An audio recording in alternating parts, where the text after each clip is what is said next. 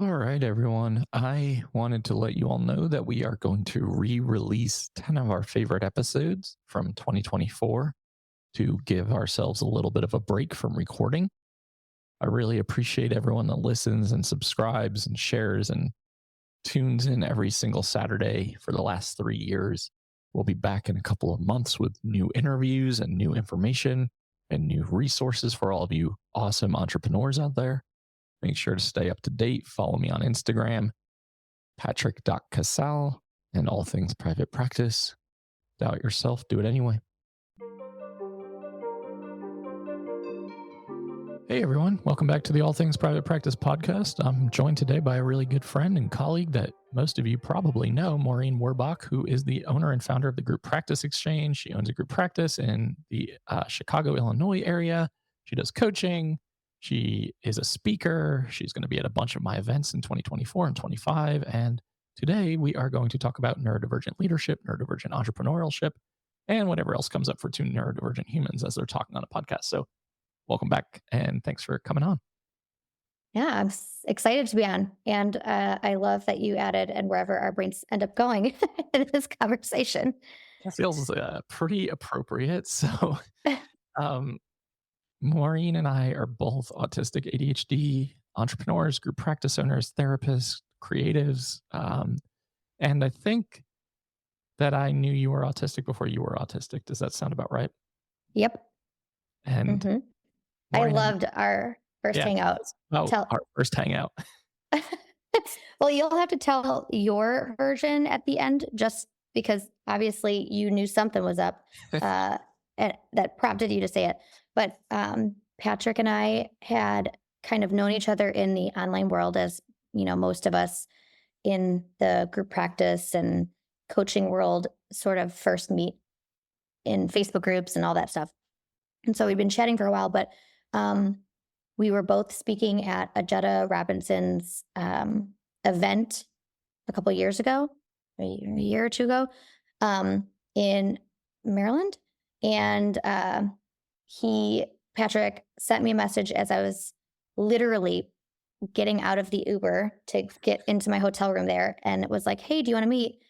And I feel like this is where we have slightly different flavors in terms of our autistic side, because I'm very introverted and like don't want to hang out with anyone usually. And I know you are have that side of you, but you definitely like to be around people too. I think I have more social motivation for sure. Yeah. And so I was like, I just got here. I'm literally stepping out of the Uber and I was super nervous. My brain initially goes to when I meet new people, like, what if I don't know what to say? I only know them when it comes to like work. So I'm like scripting in my head of, okay, so I'll talk about we're both coaches, but I was very nervous that I like wouldn't know what to talk about with you. I was excited but nervous, and I literally was like, okay. And I this is what I have to do sometimes is I just will send the yes message without thinking fully, because otherwise I'll talk myself out. So I was like, okay. Well, we ended up having the funnest night. We both got way too drunk together, and hung out all night at different bars and places. And I feel like halfway through the night, or was it even closer to the beginning? Was it the It was second like place we went? place, yeah. Yeah, yeah. So okay, closer to the beginning. You literally like turned to me and you're like, you're so autistic, right? That was literally how you said it. I remember it. And so my eldest child is autistic, and I had slight for the past year, slight amount of like, as they were getting older, they're teenager. I'm starting to notice their personality is a little like mine, and the way they interact and sensory stuff. I'm seeing myself in them, but I'm like, I've lasted this long. There's no way. And, I can give eye contact. I did all that stupid shit. And so I had a little bit of thinking maybe, but then I was like, probably not. Like, okay. But then I met you and you're like, you're so autistic, right? And I remember this immediate like release of tension and like almost like the approval I needed to explore it. And so I loved that moment. I was so glad that you were so upfront about it. And I literally went home a few days later after we both gave our talks and scheduled an appointment to get evaluated or tested and got the diagnosis a couple months later. But yeah, thanks to you, you sparked that because I would have probably just been sort of thinking it and also being like, no, I don't, I'm not enough of it to be it. Yeah. Yeah. And I'm glad that you received it that way. It was obviously a bold move on my part to be like, hey, by the way, this is the first time we're actually meeting. Here's this life altering information. Um, Well, I think the so alcohol probably helped with that. yeah, I would agree that there was liquid courage there.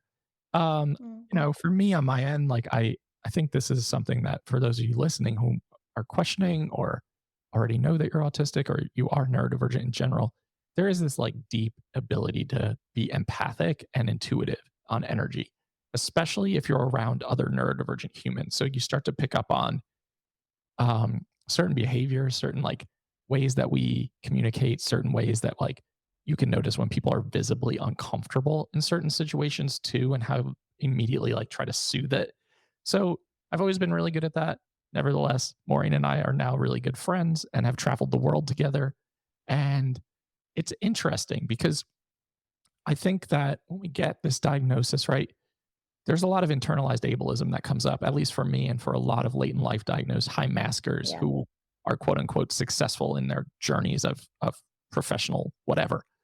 And I know for me, my first instinct was like, no, I own two businesses. No, I'm successful. No, I can be social, like checking off all the very ableist like boxes of course I can't be autistic. Once I started to really deep dive and better understand the high masking portion of autism for so many people who are late diagnosed or adult diagnosed, how often we're masking and have learned all of these strategies to soothe and fit in and be a part of and be overly productive to prove that we aren't different or whatever is happening behind the scenes. It's like, holy shit. Um, and it just takes an enormous amount of energy to move through the world. And you and I are both group practice owners. You have the group practice exchange membership, you have the master classes, like trainings, etc. You're a speaker, you're an author now. Congrats on that, by the way. And I think for a lot of women, especially, you have a German background too. So there's so much there that would be Yeah. easy to miss. And That's what I always blamed. I was like, I'm just introverted. I'm an only child. I didn't get a lot of socialization. I have a German mom and a military dad. Like, if you can have the most strict people in your life that really allow you to navigate very little, like it just autism was not there, in so my head. post diagnosis, now we're going on like over a year. It's about a year because I think that summit was last July or something like that. What has Okay. business looked like for you in terms of leadership, in terms of creativity? Now that you're better understanding, like, I'm an autistic ADHD human, what does that look like behind the scenes for Maureen Werrbach? Um, I feel like there's a lot more acceptance. Now, I will say I had like this high for a minute, like finally having something to point to, a where, to the who's me thing. Um, but then I did, I think I brought this up to you last time I saw you. Maybe it was I don't know if it was no, it wasn't in Greece, Alaska. We went to Alaska. I think I brought it up there, where I was like, um, I'm annoyed sometimes at it because I realize how much it is affecting everything. And when I wasn't aware, when I didn't know I was autistic, I think I didn't pay attention as much to some of the struggle parts. I just thought Yeah. it was like everyone's struggles in life, whatever. And so there have been moments now, like post the like, I don't know, for me, not excitement isn't the right word, but like, yeah, excitement maybe of like, I'm so Excitement, glad to know this piece about me. Huh? excitement, validation, like it's a Validation, yeah. yeah, yeah. But that now there's moments where I'm like, well, this is annoying. Like, why do I have to have a harder time thinking of like conversations with people. And you mentioned the masking piece. I did not realize how much I masked. And it wasn't until hanging out with you, and I've not had this experience with anyone else to this day, um, how you're like, just as one example, I remember there, you're like, don't give eye contact if I don't feel like it. And I remember whatever, and I think this is before you said to me, oh, you're so autistic. But I remember being like, it gave me some amount of validation to not have to either. And I didn't realize that, as an example, eye contact was maybe uncomfortable for me. I don't think I even paid that much, but and would rather not like do that. Or um, in the masking sense, I remember when I was with you, like I feel like I move a lot more when I'm around you. I feel like I try really hard to just sit still and like keep eye contact with people and like make sure to think of questions to ask them to show them I'm interested in them. And this all feels very second nature to me in a lot of ways that I didn't realize it was masking. I just always was like, you're just a little weird, you know? And it wasn't until you hang out with you that one day where I was like, oh my God, I'm moving so much more. I remember going off topic a lot more with you because you just kind of flowed in these conversations. I apologized. I remember a bunch being like, sorry, what did you ask? Where did I go? But it was like this realization of letting the mask down a little bit that I didn't know I had. So I noticed that in business, I'm just more aware of it. I definitely mask most of the time in business. Um, but I'm doing like little bits of work now to just even acknowledging to my audience that I'm autistic. I feel like is helping me be a little bit more authentic in terms of like how I present, I should say, because I feel like I'm much more like my presentation, I didn't realize was so stifling for so long. That's really well said. And thank you for that. Cause, you know, I think that when we find our people, friends, groups, partners, business colleagues, whoever, that you can unmask around, life becomes significantly different and so much more freeing and like liberating in so many ways. Because, like you said, thinking so much, using so much emotional and psychological energy to think about like, what do I say next? How do I script conversation? Like, what if I can't make eye contact? What do I do? What if I want to stim and I want to move, but I feel like that would be disruptive or the person might think I'm weird or all of the things that happen. And then to move into a space where you're like, oh, this is what that's like to actually be myself. And I think for so many autistic people, sense of self is really challenging to unpack because Yeah. if you've been a high masker most of your life, it's really hard to know yourself. It's really hard to know your likes, your dislikes, your preferences, like um, what you actually enjoy doing as a human. So, and how you like communicating and socializing. So, I love that in general. I like that you mentioned like you're starting to notice how it's impacting your business and how you present. And I also think it's probably important to just notate like as a woman who owns multiple businesses and has a pretty significant following and audience, I imagine it's significantly harder at times to unmask fully in certain environments because you're already having to go into certain situations like very aware of the dynamics at play and how you present and how you show up and how you're going to be taken seriously or not, etc. Yeah. Yeah. And I I think a lot about Natalie Edmond is for some of your audience might know who she is. She's a group practice owner as well, but she's an anti-racism coach. And I started doing individual anti-racism work with her in like 2018, maybe. And literally, I have a very bad memory. But this is one thing I remember clear as day. It was on our first meeting, and her first question was like, "What are your identities?" And I was like, mm, at the time, a wife. I'm like, "Mom, um, business owner," and I was like, I don't know, my wife, mom, business owner, white." And she was like, "What's your sexuality?" And I was like, "Oh," at the time, bi, lesbian now, but I was like, bi." She's like, "Neurodivergent?" I was like, "ADHD." like forgetting all of these things, like these other pieces of my identity that play into.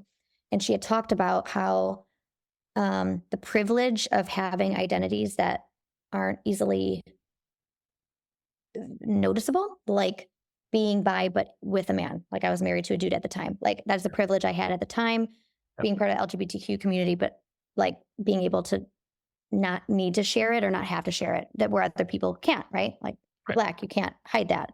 If you're a lesbian, like you, and you're married to a woman, you can't hide that. And so I was thinking about this with relation to being autistic and feeling like I didn't realize I was masking this whole time, but now, these past years, so I'm recognizing when I'm masking or when I feel like, oh, I could be more comfortable doing this a little differently. I guess that's how I'm noticing what masking is. I'm like, I don't know who the real me is if I've been masking since I was born. Like, I don't know. Like, it's really hard to figure out how to peel away at what's part of a mask and what's true. For sure. But with coming to this realization and trying to be authentically me in front of a large audience of people, it's noticing like I said, my first kind of step for me, you said lists are an autistic thing. I did not realize this until I read this book, Girl Unmasked. And she was like, I love lists. And I'm like, I do too. But I kind of gave myself like this like list of how to be more authentically me because I don't like a lot of attention. And I always think of like a new diagnosis. I came out as lesbian a few years ago. That felt very scary because it's like this big thing that's attention, right? That people are going to talk about. So with the diagnosis, I remember being like, thinking of Natalie's privilege of not sharing, and even with being autistic, because I'm so good at masking, I could keep that going. I mean, I guess you noticed it, so maybe people would notice it anyways. But I also want to say maybe I had some ingrained comfortability around you because I don't know that anyone else would have pegged me for autistic before. So I've been thinking about her statement of like the privilege of being able to like hide identities of yourself, but also like what it means to show it to the world and like how that can impact other people's ability to be authentically themselves. So I guess I'm in the unpacking stages where on my list has been that I just name it. Now people know it. And I'm hoping that as time goes, that I can let my little quirks out with it. But I'm still on that unpacking stage. I don't know where you're at with it because you've been diagnosed still a little longer than me, but also newer. Um, how how has that been with you? Because I feel like for me, it's just a slow And I think it showing. really should be a slow process for most people. I think there needs to be a lot of intentionality. I know we want to we have this life altering thing. We want to scream it from the rooftops. For a lot of people who don't look like me, that's not a safe thing to do. So I have always acknowledged the privilege that I have as being a white cis man. And I have always, I feel like my mission in life has always been to speak about experiences that I'm struggling with publicly to help people who cannot publicly speak about their experiences. And that's been something I've been doing for as long as I can remember. I So, love that you do that, by the way. It's helpful for me, and it's not something I do. I am not easy with vulnerability. And it's something I'm really aware of, that I wish I could be better at, which is sharing the struggle part. I often do it alone, and I love that you are vulnerable enough to share those things. thank you. Mm. I think that's exactly it. It's like so many people. Some people could probably look at my platform and be like, you're just talking about this for audience, like for engagement. And it's like, no, I'm talking about it Mhm. for the people who DM me or email me behind the scenes that are like, hey, thank you for saying something that I've been feeling or experiencing or questioning that I don't feel safe enough to also put out into the world for whatever reason. And that has always been something that is a driving force. It's a value of mine. And authenticity and vulnerability for me go hand in hand. So the more authentic I can be, the more vulnerable I become, but the more I also create space for people to feel seen or affirmed or understood. And as someone who's gone through most of their lives feeling misunderstood and different or isolated or lonely or just like what is wrong with me? Why can't I access like things other people can access? I think that's always been a really important piece of my mission and my journey is to just show up and do that. And um, so I think that's a big part of it. But I also fully acknowledge the privilege that I have in the ability to do that without much repercussion, too. Like, I own my own business. I'm not going to get fired for what I say. Yeah. I'm white. I can be, I can move a lot in space. If I need to stim outside, I don't have to worry about like what's going to happen to me if I'm like acting erratically. So I have to just acknowledge that too. But I think the more we can talk about this stuff and show up and be ourselves, like for you to even be public about it, you mentioned I came out as a lesbian, I came out now as autistic. When we have these big public facing platforms and people follow your stuff, whether it be for the content, for the tips, for the strategies, for the community, whatever the case may be, we have a ripple effect anytime we are talking about this stuff. So even the fact that you're still in the unpacking phase, I think is powerful for people to hear about because the unpacking phase is a place where a lot of people find themselves in where they're like really questioning everything and everything kind of gets turned on its head.